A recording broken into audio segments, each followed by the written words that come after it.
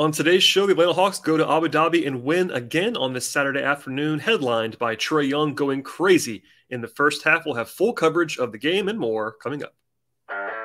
You are Locked On Hawks, your daily Atlanta Hawks podcast, part of the Locked On Podcast Network. Your team every day.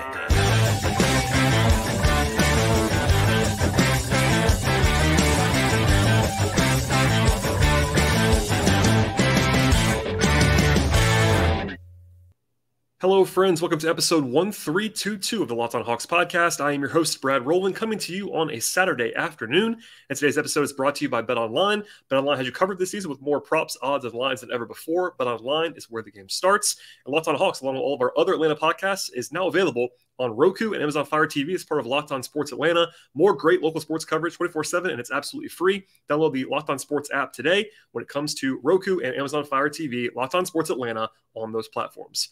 Today's podcast is by myself, talking about the Hawks over in Abu Dhabi, wrapping up their run and their two-game jaunt, their 9 or 10-day trip to Abu Dhabi with another win against the Milwaukee Bucks. Not quite the same intensity level across the board as there was on Thursday, with guys playing a little bit less, but still a lot to talk about. Injury updates with regard to DeJounte Murray, who missed the game today, as well as Trae Young's enormous first half. Just a crazy performance from him on the road, so to speak, over in Abu Dhabi today. And we'll talk about all of that stuff and more as we do this rare Saturday afternoon recording edition. By the way, I should tell you this podcast is available for you as your first listen each and every day. Check us out across platforms. That includes Apple Podcasts, Spotify, Stitcher, YouTube on the video side, and anywhere you get your podcasts. But we'll dive in now. If you're a new listener, welcome aboard. We'll be doing on this podcast in particular is talking about the games. We also do non-game day coverage across the board on the show, usually 5 episodes-ish per week during the season, and this is one of those. So we'll dive in now to the game itself. Nate McMillan talked pregame on Saturday about everybody kind of being a little bit sore after the first game. Nothing that was worrisome, kind of I would say to be expected after playing the first preseason game. But he did say everyone's going to play a little bit less in this spot, 15 to 20 minutes for the key regulars. It definitely was the case after guys played up to 30, 32 minutes in the opener. As I mentioned before, DeJounte Murray did not play. McMillan said that he had some back spasms and he missed practice on Friday. He did say they tried to loosen him up a little bit, but decided against trying to play him in this spot. That is the right decision in my mind. It did not sound serious for what he was saying. They're trying to be careful for obvious reasons. Also gives the opportunity, in his words, to give some other guys playing time. So no concerns. Murray was on the bench. I have nothing really to be worried about there, but that's why he was not in action on this Saturday. He did say, by the way, before the game started, that after watching the tape from Thursday, he thought things went pretty well with the offense, with Trae and DeJounte on the floor together, how the flow of the offense was pretty good. I agree with that from Thursday, taking care of the ball, doing a good job sort of attacking downhill from Trae and DeJounte. So some pretty good stuff there in their first and only appearance to this point together. Nate also said that, he did not say this, but the Hawks later said that Justin Holiday was going to have the day off. He was not dressed, and no injury there for Justin Holiday, but he actually led the team in minutes on Thursday with 32. He's the oldest player on the team. Not a huge surprise at all. He would probably just take a day off on the road there, so they gave him the night off. And by the way, the Hawks are still without Bogdanovich and Jalen Johnson and Trent Forrest. If you missed any of this, Bogdanovich is still recovering from his knee procedure in the offseason. Johnson and Forrest are still in Atlanta. They were actually had illness stuff before they actually left town, and they elected not to bring those guys over. So hopefully we see Jalen Johnson and Trent Forrest when the Hawks return to action and practice, and then their first game back on American soil on Wednesday in Cleveland. So by the way, also, the Bucks were without Giannis in this game, which takes a little bit of the luster off of things. Giannis is a lot of fun to watch. In fact, late in the game, the Abu Dhabi crowd was chanting for Giannis, who was not even dressed. He kind of jokingly wandered over the scorer's table like he was going to check in the game. That was a little bit of fun, but obviously, Trae stole the show in a lot of ways. But for the most part, it was it was no DeJounte, no Giannis. A little bit sort of a pared down session in this one. But by the way, BetOnline, our friends over there who give us the lines on this podcast, had the Hawks as a small underdog at tip-off in this game. I will always say preseason lines don't really matter that much, but alas, there you go. And we'll dive in now. So Aaron Holiday got the start in place of DeJounte Murray. People were kind of asking me why that was. I was not surprised. In fact, that was who I would have told you I assumed was going to start in place of Murray. When you factor in that Bogdanovich is out, that is the top 2 shooting guards basically for the Hawks, with Murray and Bogdanovich being out of the lineup. And the Hawks basically, I assume, by everything that I know about Nate and what they've done so far, they just trust Aaron Holiday a little bit more than guys like Tyrese Martin, AJ Griffin at this point in time. They're rookies. Aaron Holiday is a vet. Not the most sexy player in the world, but certainly a guy who's capable of playing real minutes. I don't love, big picture, the Trae Young, Aaron Holiday pairing. They are very slow. Very small, not very slow, very small. But he's a solid vet again. And Aaron Holiday can place him at the 2. He can defend a little bit up. Doesn't have to have the ball in his hands to be successful. And he's pretty much just reliable. The other options, if they were to not do that, if they were to be without Murray or Bogey or both, would be your Martins, your Griffins, your Jarrett Culvers, that kind of crew. Vic Krejci, perhaps. But I think Holiday is easily the most sort of stable of those options. So that was why they went with him, I would imagine, in this game. And by the way, I'll talk about this again later on. But there was no post-game media availability in this game. The Hawks, I guess, are going to go straight to the airport, and probably they're already in the air as I'm recording this. There's always something close to that. So that's why we don't have a lot of insight from after the game.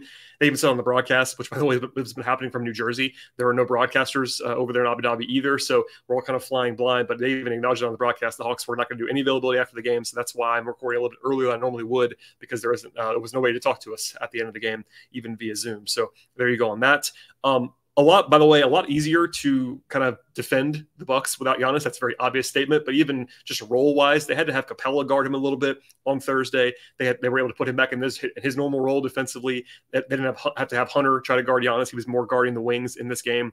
They did have to have Capella kind of chase Brook Lopez around on the perimeter, but they had Trae and Grayson Allen, and Drew Holiday was guarded by his brother, Aaron Holiday, in this game. I should always say this out loud. Thursday's game was all 3 Holiday brothers on the floor. Obviously, Justin missed this game, but a lot of Holiday action in this weekend set between the Hawks and the Bucks. Trae Young was the story of the first half. As I mentioned before, he was the story of the game overall, even though he did not play after halftime. He had 5 points immediately to start the game off, had 8 points in the first 4 minutes or so, a couple of threes and a floater. We'll come back to his barrage later on, but he was remarkably good in this game. He had a very pretty drive and drop-off pass to Capella early on as well. DeAndre Hunter had a good game as well. We'll come back to him too, but he had a 3 in the first couple of minutes. A key shot for him this year, kind of just being decisive. That's something I liked a lot from Hunter in both games, was him just kind of being a little bit quicker with his decision-making, more decisive, a little bit more just like not stopping the ball, being just more quick to make those moves and being really, really sort of thorough in doing so. That's really good to see from him. They had some trouble on the glass defensively early in the game. That was an area that Nate talked about on Thursday as well. Playing Young and Holiday together is not going to make you any better on the glass for sure. And Hunter, if you want to sort of ding him for one thing in this game, I think he only had 1 rebound. That's probably something he's going to have to get better at in the near future. But other than that, rotationally, just to check in here on who actually was playing minutes for the Hawks in the first half, which is the more competitive half in this game, it was Tyrese Martin as the first sub off the bench for Aaron Holiday. He seemed to be ahead of Jarrett Culver and AJ Griffin by usage in the first 2 games. Remember this, Martin was the only sort of depth guy that played at all on Thursday, and he came in first in this game. He had a nice drive, by the way, and finished near the end of the quarter. I'm not going to say that means a ton, but I think at least as of this morning, I would probably argue based on usage that Martin might be slightly ahead of his counterparts when it comes to Griffin and Culver right now on the pecking order. Then it was Kaminsky, who's the next guy in. He played briefly with Capella. That I just can't stand that lineup. That makes no sense at all. But they did go. By the way, he got immediately cooked off the dribble by Pat Connaughton. Kaminsky did in space. Any thought, I think, for me of Kaminsky playing minutes at the 4 probably should go away after these first couple games. He's looked a little bit slow, let's just say, at this point in time. They went to Okongwu more quickly. That pairing at least makes more sense because of the speed aspect with Okongwu playing a little bit more at the 4 defensively, but I'll let you go on that. We saw some AJ Griffin in this game. Even in the first quarter, he made a 3 very fast in this game, which is good. He played quite well, I thought. The Hawks did kind of have their one downturn offensively in the middle of the first quarter after a lightning fast start. They didn't score for about 3.5 minutes, and that kind of happened right when the bench guys started coming in the game, so not a huge surprise necessarily, but Trae had been working on his left hand, it seems like, in the offseason. He made a couple of left-handed floaters in this game, also threw at least 1 left-handed lob pass, so he was already terrifying on offense, and I think Trae is going to be even better on offense this year with the left hand, at least as comfortable as he looked in the first couple of games with his left. There were some perimeter defensive issues for sure, especially when Aaron Holiday went to the bench. They kind of used Drew Holiday to kind of pick on Trae a little bit, and the rookies had some rookie mistakes in the first half when it comes to Griffin and Martin defensively. There were some moments as well for both guys, but I think generally speaking, there's a reason why rookies are a little bit shaky defensively, and it's kind of positioning stuff and just kind of mental stuff at this point in time. But you kind of see the drop off there from someone like Aaron Holiday, who's a vet who executes almost all the time, to guys who are rookies in Martin and Griffin defensively. The Hawks were down by 1 at the end of the first quarter. That didn't stay happening. They obviously won this game pretty comfortably. But Milwaukee attempted 11 threes in the first quarter. They got 5 offensive rebounds in the first quarter. The Hawks did shoot well from 3 before the end of the first quarter at 4 of 9 from three-point range, but had no free throw attempts and no offensive rebounds in that first half. Trae had 12 points, but he was the only guy that scored more than 3 points in that first quarter. Obviously, the Hawks did kind of dominate the middle of this game. Just as a look forward quickly, the Hawks outscored the Bucks 72-50 in the 2 middle quarters of the game, which were kind of indicative of the overall performance in this game. But we'll stop there for a second to kind of reset things and get a word from our sponsors. But obviously, the Hawks were better after the first quarter. We'll have more on that in a moment. But first, a word from our sponsors. Today's show is brought to you by BetOnline. Football is here in a big way. Even as I record this right now on this Saturday, there's lots of football going on, and BetOnline is the #1 source for all the football action you're looking for this season. That includes pro and college football and the needs and info that you're looking for. Find all the latest developments, the game matchups, the news, and the podcasts at BetOnline, including all the content that you need for the weekend slate across the board. BetOnline is a continued source for all the wager information you're looking for as well. That includes live betting, esports, and live scores. BetOnline is the fastest and easiest way to consume every sport that you have interest in at this point. And on this show, we talk about the NBA exclusively for the most part, but there are plenty of futures out there on the NBA as well. That includes season win totals and conference odds, and division odds and title odds, individual award odds, and more. And beyond the basketball world, BetOnline has odds and lines on college sports and baseball, MMA, boxing, golf, tennis, auto racing, horse racing, soccer, entertainment bets, and much more. Head to BetOnline right now on your mobile device or your computer to learn more about all of the trends and the action in the sports world. BetOnline, where the game starts. All right, and Trae played the whole first quarter again, which was not a huge surprise after the other day, but he played a little bit less overall. I think the plan was probably, by the look of it, to play him only in the first half, which made that make a little bit more sense. They brought in Aaron Holiday back to kind of play point guard when Trae finally sat. There were some Tyson Etienne minutes later on, but it was mostly just Trae and Aaron Holiday at the point for the first 3 quarters or so. AJ Griffin hit another 3. He drew a foul on a 3 in the first few minutes of the second quarter. His shooting is not a question really at all, but he is firing away. Even it looked like his mechanics have been a little bit cleaned up as well. That's always been at least a small concern. Obviously, the ball went in a lot at Duke, but his stroke has never been in question. It's been his legs, and he looks to be pretty compact at this point in time. His shooting is certainly impressive, as we kind of already knew if you watched him in college.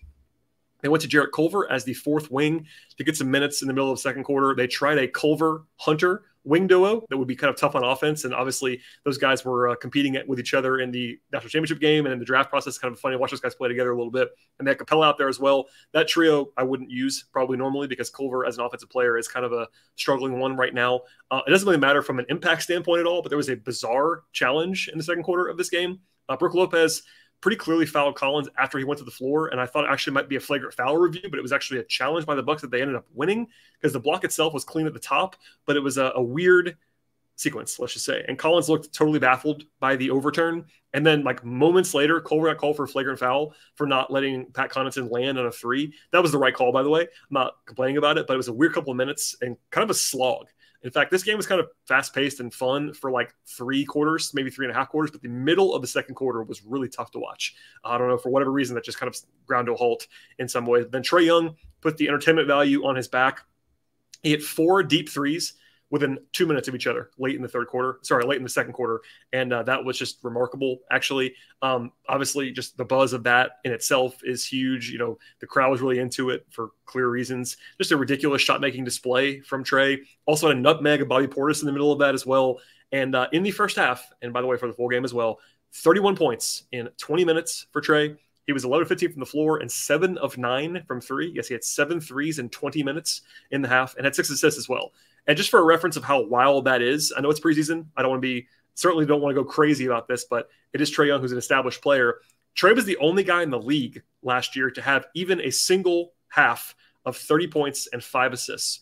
And he was the only one that did it, and he did it once. So for him to do that now in a 20-minute preseason stint is I know the defense is not quite the same in the preseason, but still he went pretty crazy in that stretch, was bombing away. Again, 4 threes in 2 minutes, making the Bucks scramble, let's just say. So he was a lot of fun to watch in that sequence. Also, there was a really nice drive and finish from DeAndre Hunter in the final minute of the first half that was encouraging to see through the traffic of the Bucks defense. And at the break, the Hawks were up by 8 points. They played a 10-man rotation. It was the starters, which included Aaron Holiday in this game, plus Martin and Griffin and Culver, Kaminsky, and Okongwu in the first half. That was probably the group they would probably use if they had to kind of play a game without Murray, without Bogey, without Justin Holiday. I'm sure they wouldn't do that right now. I think Holiday, obviously with no injury, would have played today. But if they had only the guys available, that was kind of the group that I think they would have used for the most part in this spot. Offensively, it was really exciting. Obviously, the first half was marked by Trae, but they had a 134 offensive rating, and they had 11 threes in the first half. That's all obviously quite good. Had 4 turnovers before halftime. That's really good as well. Hunter had 10 points to go along with Trae's performance. Defensively, it wasn't quite as good. They did 9 turnovers before the half. They lost the glass pretty badly, and the Bucks had a 117 offensive rating. So for the most part, in the competitive portion of these two games, the defense has been a little bit problematic. Not terrible, but I think they have not been locked in defensively to this point. But the offense has been really, really firing on all cylinders. So that was kind of where the game kind of marked a difference at the halftime break, because Trae and John Collins were both done at that point. Now, the Hawks didn't pull the plug entirely in the second half. They used Aaron Holiday, they used DeAndre Hunter, they used Clint Capella in the third quarter. But the Bucks also pulled Drew and Brook Lopez. So it went from a game that had some star power in it from Trae to John Collins, et cetera, to a game that did not have Trae or Collins or Murray or Giannis or Drew. And Chris Middleton's still out for the Bucks as well. So kind of the 6 best players on these two teams did not play in the second half of this game. But alas, there you go. The Hawks, they went up 17 points early in the second half and led very comfortably for the most part in this game. The Bucks didn't score at all for almost 4 minutes in the third quarter, which kind of made things a little bit more lopsided on the scoreboard. There was some really nice moments, though, from DeAndre Hunter. I mentioned him in the first half as well as playing at a high level, but he had a couple of jump shots in the third quarter with no hesitation at all, some decisive moves. He had 11 points in a row for the Hawks at one point in the third. It wasn't an 11-0 run, but he had 11 straight for the Hawks, and really, really some good shot making there. And as I think Kevin Schnard said this on Twitter as well, but our friend Graham Chappell in the Peachtree Hoops Slack channel was talking about this during the halftime break. Like, if they pull Trae, watch out for more of DeAndre on the ball. And they definitely did that. You know, that's one of those things about not having Murray. And as I said before on the show a few times in the last couple of weeks, Aaron Holiday is not a creator on offense. So if they were to have to navigate a situation without Trae and without Murray and without Bogey, who's also a nice secondary creator, I think they would probably have to use Hunter a little bit more, and he did that in this game effectively. They got Hunter and Capella out of there by the middle of the third quarter. They went to Vic Krejci and Malik Ellison as the first deep subs to get in the game. Then Tyson Etienne played down the stretch a little bit. There was a fun play with like 5 minutes to go in the third quarter when Krejci had a kick out 3 to Griffin after a behind-the-back pass. That was fun. The Hawks led by as many as 22 points in the third quarter. Okongwu had 10 points in the third on his own. That was really good. They had 6 turnovers created in the third quarter, lots of positivity, and a 135 offensive rating through 3 quarters for the Hawks in this game. The fourth quarter was not spectacular. Normally I'll have a lot to say about fourth quarters and back and forth and kind of how the game flow went, but it was not competitive for the most part. And the guys playing, not the highest level competition necessarily.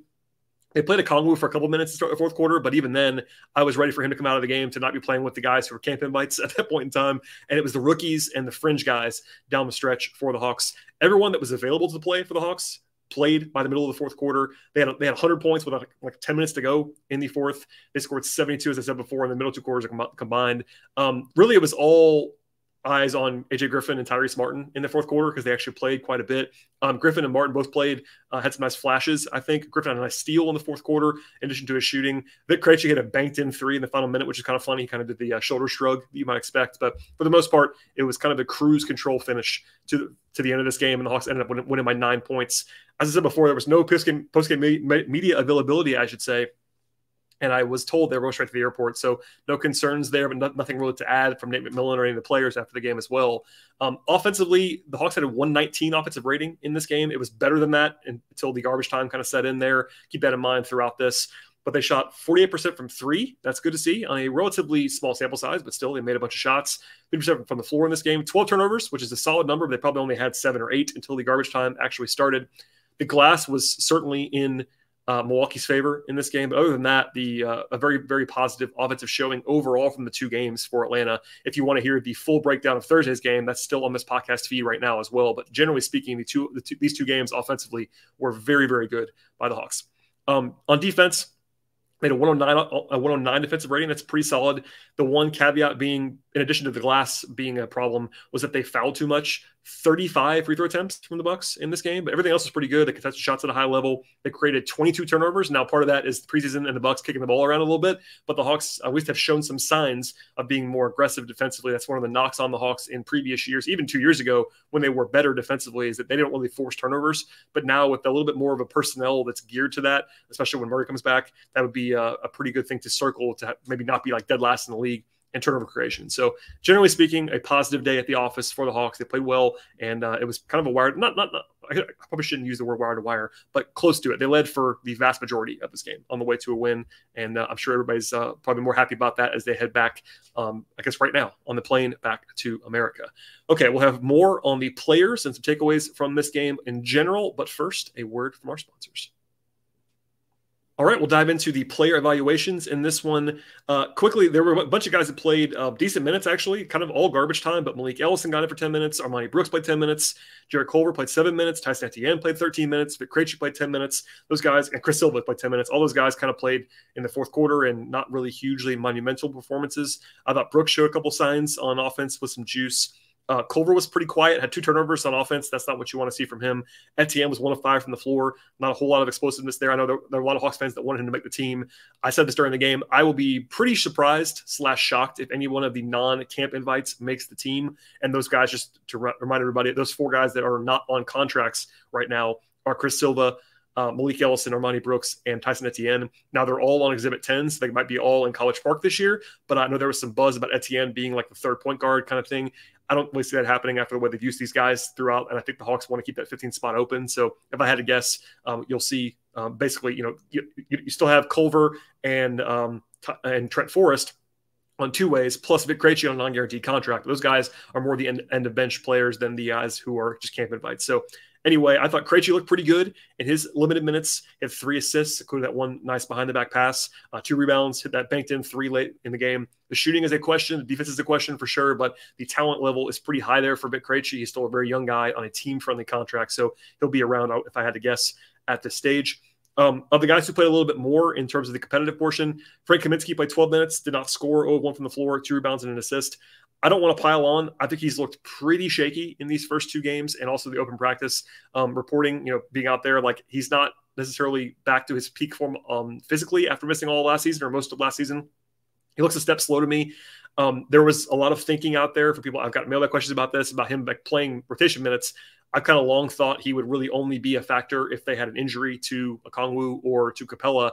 And I even more believe that now than I did before. I don't want to overreact to a small sample size, but I think when you see Jalen Johnson back with the team, he'll be the backup. He'll be the backup 4. They'll also use Hunter at the backup 4. They could use Collins as a backup 5. I don't think that Kaminsky has certainly done anything to sort of, endear himself to the coaching staff at this point in time. We'll see about practice. Obviously, we don't see that stuff behind the scenes, but I think he is going to be in the Gorgui Dieng once Capella and Okongwu were both back role from last year, which is basically playing very little unless they have a foul trouble situation or some injury stuff in the future. Everybody else kind of played more minutes in this game. Okongwu played 17 minutes, played very well. 12 points, 4 rebounds, 3 assists, and a steal for Okongwu.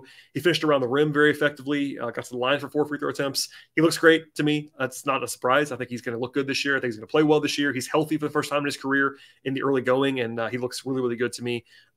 Griffin played well, I think, for a rookie. As I mentioned before, I think Martin has probably been ahead of him in the rotation to this point. But if you just watch this game, Griffin looked better than Martin did. Now, that's not a surprise either. Griffin is the 1st-round pick, whereas Martin is 2nd-round pick. I thought Griffin was a steal in the draft. His talent level is very obviously higher than Martin's, but the shooting is just what it is. Like, he hit 3 threes in this game, 4 away from the floor, did have 2 rebounds and a steal as well. Defensively, I think it's probably safe to assume that Martin is better than Griffin right now, but Martin as a rookie, because all rookies are probably not going to be great defensively, won't be hugely better. And it shouldn't surprise anyone either way. For what I've been saying for a while, Nate McMillan, his backstory, I think it will not surprise me if they kind of lean on Martin ahead of Griffin early in the season, but Griffin is the more talented player with a higher upside, so I'd like to see him more often. He looked good in this game. Martin kind of struggled a little bit, had 4 points on 9 shots, 0-3 from 3 in this one. Defensively had a couple nice moments, but still had a couple of rookie moments as well. Again, he's probably better than Griffin defensively, but that gap is not huge. Griffin is bigger than Martin is. Martin's a little bit more sort of acumen-based with his age edge. Like, again, he's like 5 years older than Andrew Griffin at this point, but good to see those guys playing a lot. I kind of agree with the decision. As long as the training staff allows those guys to play a bunch of minutes, having them out there in the fourth quarter was totally fine with me. Play them as much as you want to, and they ended up playing the most minutes on the team, 27 for Martin and 25 for Griffin, as sort of a good glimpse for Hawks fans to dive in at that point in time. To the starters in this one, obviously a little bit quieter in terms of overall play. Clearly, Young had a huge first half. Aaron Holiday had 5 points on 6 shots, had 5 rebounds, no assists. He wasn't quite as good as he was on Thursday. And I try to stress on Thursday, like, this is not going to be a guy who makes his first 6 shots every night like he did on Thursday. Holiday's more of a low ceiling player on offense for sure, but he's a good game steward, a good active defender, does rebound, which is helpful. And I think he played just fine. And again, as I said at the top of the show, if you had a situation where you didn't have Murray, you didn't have Bogey, he's going to play real minutes. If either one of those guys are out, I think he still plays some minutes. If they're both in, we'll see. But Holiday is a really good insurance policy behind Trae and DeJounte.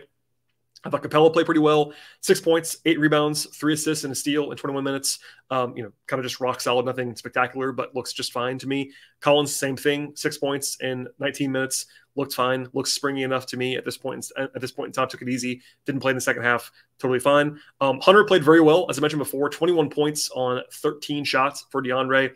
If there was a concern, it's 1 rebound in 21 minutes. That's something that he did better than usual on Thursday, but I have said this for a while. He's been a poor rebounder in his career, especially last season, and the Hawks need some help there. So hopefully he gets better in that area, but I think he played very well on offense. He was decisive, making quick moves, quick decisions, looks smooth with his jump shot. The handle is not going to be otherworldly, but it does look a little bit better than it did last year as well. So I think there's a really good sign for him through 2 games. He's looked a lot more like the guy he was 2 years ago than the guy he was last year, and that'd be a very, very, very important development for the Hawks if it continues at this stage. And then Trae. I don't want to make too much of it. Again, preseason game, exhibition, all that stuff. He loves this, though. He loves the attention. He loves the crowd being behind him. It's sort of in a high-profile spot. It was the only NBA game that happened on Saturday, was this game in Abu Dhabi. 31 points, 6 assists. He had a steal and a block, by the way, as well. That's good to see from Trae. Defensively, they were definitely attacking him, but who cares at this point for the most part? 15 shot attempts, made 11, 7 threes in the first half. He's remarkable. And what else do you say about that? It was a lot of fun to watch him kind of go off at the end of the first half. That's it for today in terms of like overall takeaways. Again, like these are 2 games. They won both of them. That's better than losing, but who cares for the most part on that. But the Hawks did have some really positive, encouraging takeaways. You would like to see Murray play today, but he played on Thursday and looked just fine to me. We'll see what Jalen Johnson looks like next week when he's back in the lineup. Bogey, no further update at this point. That's the guy to circle. For me anyway. They definitely need Bogey to be healthy and around for his shooting. So hopefully we'll get an update on him at some point in the next couple of days. But the Hawks now open the season in about 10 or 11 days, and a game that actually matters. By the way, from here, as a scheduling note, the Hawks are traveling now. They don't play a game until Wednesday in Cleveland. We'll have some new podcasts between now and then, but things get back to sort of normal with the team practicing when they return. And then we're off and running. Also, the preseason finale is Friday. So it's a 2-game week. They go to Cleveland, then they go to Birmingham. I know that's a little bit strange. They go to Birmingham on Friday to play the Pelicans in a pseudo home game for the Hawks. And then the season's officially here. I'll be in Birmingham. I will not be in Cleveland for obvious reasons, but we'll have full coverage as we get going here. We'll have some guests planned in the near future. And again, the Hawks play a game that matters in about a week and a half. So stay tuned. Please tell a friend about the podcast. If you're enjoying the show at this stage on this extra Saturday edition of the podcast, please share it with a basketball friend that you might have across the board, Hawks fan or otherwise. That's a great way to spread the word about the podcast. Also subscribe and download via multiple platforms, Apple Podcasts, Spotify, Stitcher, and then YouTube on the video side. Please follow us on Twitter as well, at Locked On Hawks. Follow me on Twitter at BT Rowland. That will do it for today and this week. We'll be back again, though, in just a couple of days. Stay tuned, and we'll see you next time.